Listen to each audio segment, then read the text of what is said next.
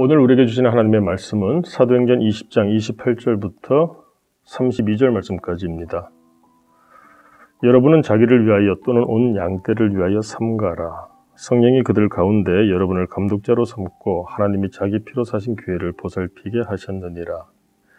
내가 떠난 후에 사나운 이리가 여러분에게 들어와서 그 양떼를 아끼지 아니하며 또한 여러분 중에서도 제자들을 끌어 자기를 따르게 하려고 어그러진 말을 하는 사람들이 일어날 줄을 내가 아노라. 그러므로 여러분이 일깨어 내가 3년이나 밤낮 쉬지 않고 눈물로 각 사람을 훈계하던 것을 기억하라. 지금 내가 여러분을 주와 및 그 은혜의 말씀에 부탁하노니 그 말씀이 여러분을 능히 든든히 세우사 거룩하게 하심을 입은 모든 자 가운데 기업이 있게 하시리라. 아멘. 탁란이라고 하는 말을 들어보셨나요? 뻐꾸기는 자기 둥지에다 알을 낳지 않는다고 합니다.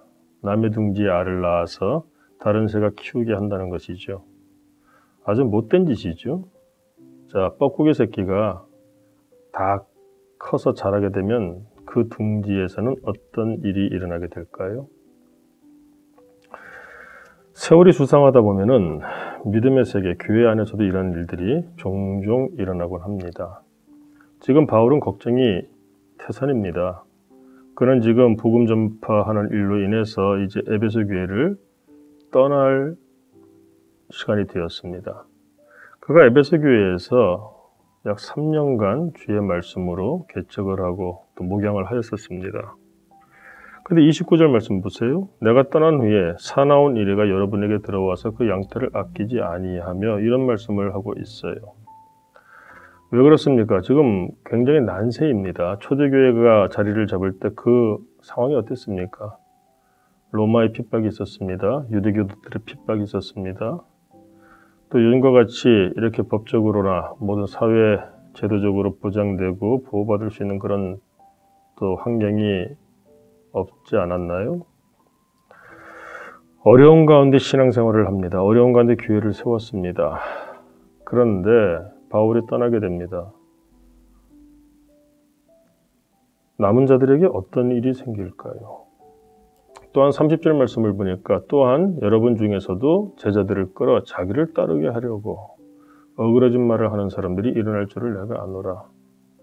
우리가 혹세무민이라는 이야기들을 가끔 하죠. 세상이 어지러워지면은 사람들을 자꾸 미혹하고 유혹하는 못된 무리들이 있다는 것이죠. 이유가 무엇입니까? 어그러진 말들을 하게 되는데 그 이유는 양떼를 아끼지 아니하기 때문입니다. 우리 예수님께서 부활하신 후에 베드로를 위시하여 제자들에게 뭐라고 부탁하셨습니까? 내 양을 먹이라. 그런데 세상이 어지러워지게 되면 교회 내에서도 또 안팎에서 다 공히 주님의 양떼를 먹이는 게 아니라 주님의 양떼를 먹고자 하는 자들도 부지기수로 일어난다는 거예요. 대표적으로 우리가 무엇을 들 수 있습니까? 이단들이죠. 신천지와 같은 이런 자들. 어디 그뿐입니까? 세상도 교회를 삼키려고 합니다. 세상도 하나님 없이는 악한 존재들이죠. 특히 요즘 우리가 살고 있는 이 사회 풍조가 무엇인가요? 종교다원주의 아니겠습니까? 하나님 없이 하나님의 자리에 서서 천국을 만들어 보고자 하는 사람들의 노력들. 종교는 같다, 통합적이다, 종교다원주의.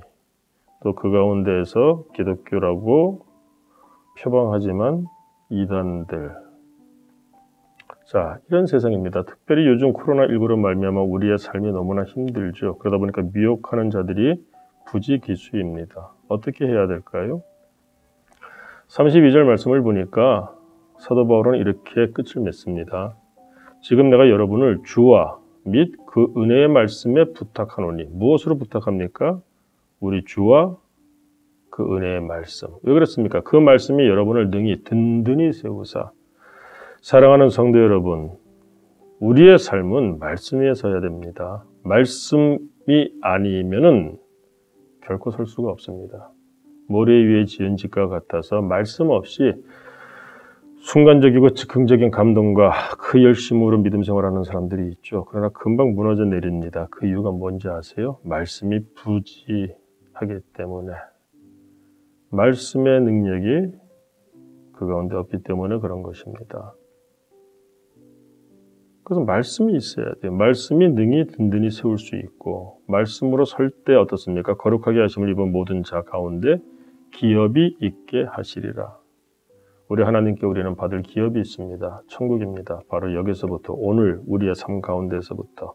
근데 그것을 우리가 살아가기 위해서는 말씀이라고 하는 터전 위에서 살아야 한다는 겁니다. 세상이 많이 흔들릴수록 어려울수록 상대적으로 더더욱 든든한 반석 위에 서야 되겠죠.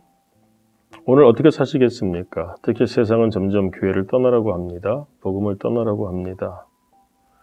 마치 하나님이 없는 것처럼 그렇게 이야기들을 합니다.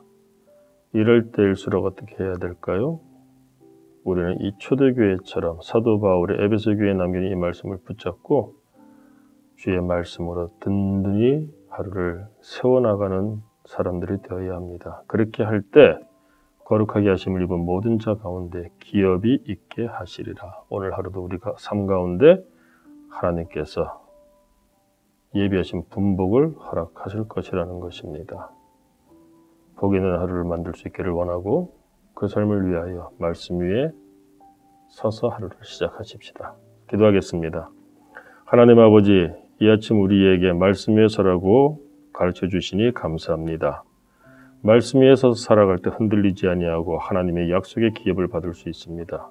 천국을 소망하는 자, 우리 주님의 말씀 위에 능히 든든히 설 수 있게 하시고 그러므로 세상의 풍파를 이겨내므로 오늘 하루도 하나님의 사람답게 약속의 땅을 이루게 하여 주옵소서. 예수님 이름으로 기도드립니다. 아멘.